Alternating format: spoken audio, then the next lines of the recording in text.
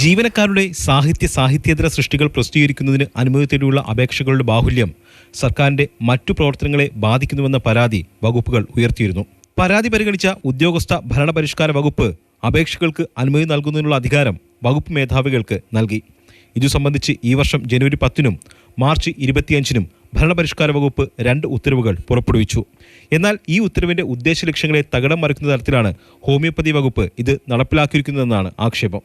നടപടിക്രമങ്ങൾ ലളിതമാക്കി അപേക്ഷകൾക്ക് കാലതാമസം കൂടാതെ അനുമതി നൽകുന്നതിനും സർക്കാരിന്റെ മറ്റു പ്രവർത്തനങ്ങളെ ബാധിക്കാതിരിക്കാനും വേണ്ടി ഇറക്കിയ ഉത്തരവ് നടപ്പിലാക്കുന്നത് ഹോമിയോപ്പതി വകുപ്പ് കൂടുതൽ സങ്കീർണമാക്കി.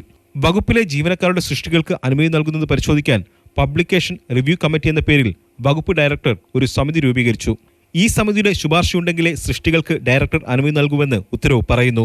അതായത് ഡയറക്ടർക്ക് നൽകിയ അധികാരം വകുപ്പിലെ ജൂനിയർ ഉദ്യോഗസ്ഥരടങ്ങുന്ന ഒരു കമ്മിറ്റിക്ക് നൽകുക മാത്രമല്ല, സമിതിയുടെ അധികാരം വകുപ്പ് മേധാവിക്ക് മുകളിൽ പ്രതിഷ്ഠിക്കുകയും ചെയ്തെന്നാണ് ആരോപണം.